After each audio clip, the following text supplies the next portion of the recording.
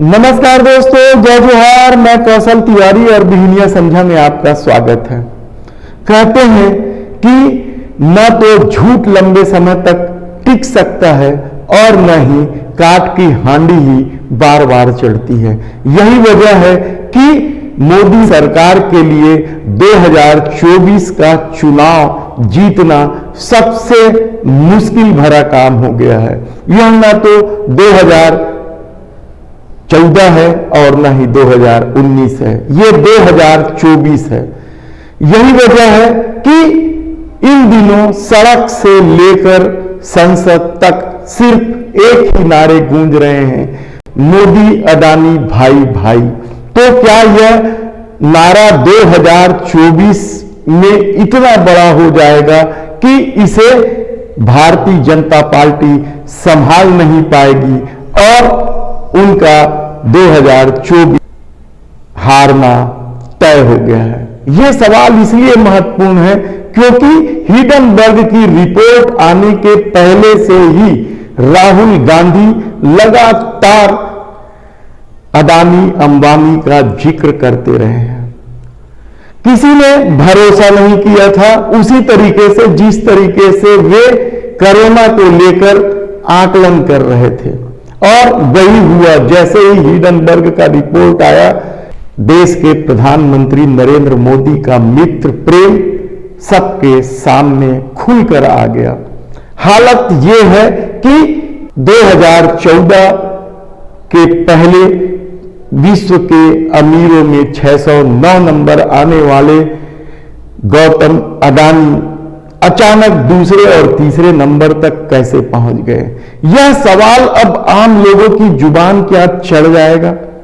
क्या लोग अब समझने लगेंगे कि महंगाई की असली वजह देश के प्रधानमंत्री मोदी के मित्र प्रेम है? बेरोजगारी की वजह भी क्या मित्र प्रेम है? देश की आर्थिक संकट की वजह भी क्या मित्र प्रेम है? यकीनन इसमें बहुत बड़ा योगदान गौतम अडानी के संबंध को लेकर है, कहा जाए तो गलत नहीं होगा। दरअसल 2014 के बाद इस देश में झूठ, नफरत और अफवाह के सहारे राजनीति साधने की जो कोशिश की, उसने हर मोर्चे में भारत को पीछे ढकेलने का काम किया। यही वजह है कि महंगाई जब लगातार बढ़ने लगी तो महंगाई के सपोर्टर भी आ गए। तो क्या ऐसे सपोर्टरों को पैसे दिए जा रहे थे कि वे सत्ता के पक्ष में, महंगाई के पक्ष में बात करें? सवाल आप कुछ भी उठा सकते हैं, लेकिन यदि सत्ता जवाब देने तैयार नहीं है तो आप कुछ नहीं कर सकते।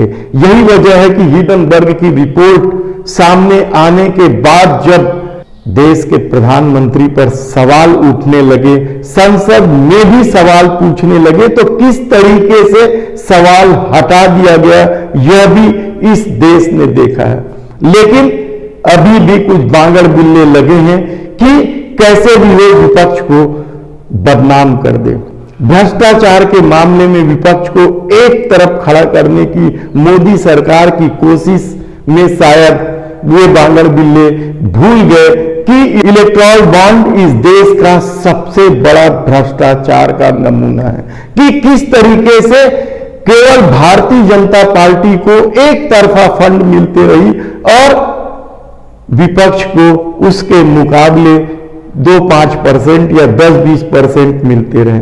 तो क्या यह सत्ता के दबाव में लिया जाने वाला फंड नहीं था? क्या यह भ्रष्टाचार कदाचरण की श्रेणी में नहीं आता? लेकिन यह बात छुपाई गई। इसी तरीके से गौतम अडानी की संपत्ति लगातार बढ़ते रही। तो क्या यह सत्ता का खेल नहीं था? सत्ता के प्रभाव में आकर यह सब कुछ नहीं खेला जा रहा था? तो क्या यह भ्रष्टाचार कदाचरण नहीं? देश की सार्वजनिक संपत्तियों को बेचकर किसी एक व्यक्ति के हाथ में जाते देखना, क्या यह भ्रष्टाचार का खेल नहीं था? भ्रष्टाचार का खेल यकीनन था, लेकिन यह परसेप्शन गढ़ा गया कि भ्रष्टाचारी सिर्फ और सिर्फ विपक्ष ही दिखाई दे। इस खेल में माहिर लोगों ने व्हाट्सएप यूनिवर्सिटी या सोशल मीडिया का इस तरीके से दुरुपयोग किया कि लोगों को लगने लगा कि भारतीय जनता पार्टी ही हिंदू की रक्षक पार्टी है, बाकी इस देश की तमाम पार्टियां हिंदू विरोधी पार्टी है।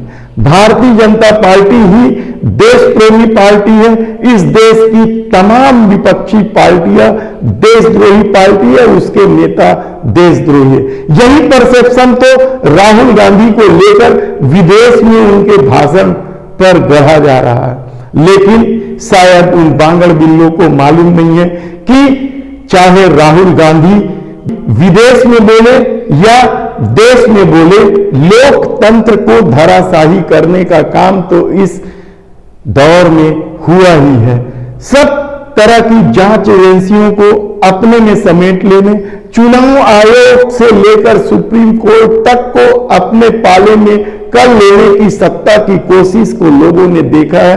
अब जब सड़क की लड़ाई शुरू हो गई है, गौतम अडानी को लेकर तमाम विपक्ष दल एक स्वर में मोदी अडानी भाई भाई का नारा लगा रहे हैं, और अब तो इस नारे की गूंज गांव गांव में होने लगी है। कहा जा रहा है कि तमाम विपक्षी दलों ने अपने प्रभाव वाले क्षेत्रों में या राज्यों में गांव गांव तक इस बात को पहुंचाने में लगे हैं कि किस तरीके से मित्र प्रेम के चलते इस देश के लोगों महंगाई की आग में झोंका जा रहा है, किस तरीके से टैक्स वसूला गया, खजाने भरे गए और उन खजानों को अपने मित्रों को दिया गया या बड़े उद्योगपतियों का कर्जा माफ कर दिया गया, रिटर्न ऑफ कर दिया गया, बट्टे खाते में डाल दिया गया।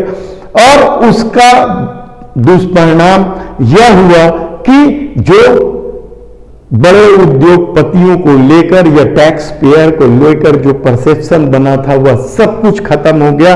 और जीएसटी के रिपोर्ट ने तो साफ कर दिया कि सबसे ज्यादा टैक्स जीएसटी के रूप में इस देश का मध्यम वर्ग और गरीब व्यक्ति दे रहा है।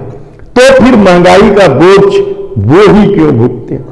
देश की आर्थिक बदहाली हो, सार्वजनिक क्षेत्र की कंपनियों का मामला हो, आप कोई भी मामला उठा लीजिए, आपको कहीं ना कहीं मित्र प्रेम की झलक नजर आएगी। ऐसे में जब गांव गांव में मोदी अडानी भाई भाई का नारा गूंजने लगा है, गांव गांव में मित्र प्रेम की चर्चा होने लगी है, तो क्या 2024 का चुनाव जीतना आसान हो जाएगा? धन्यवाद।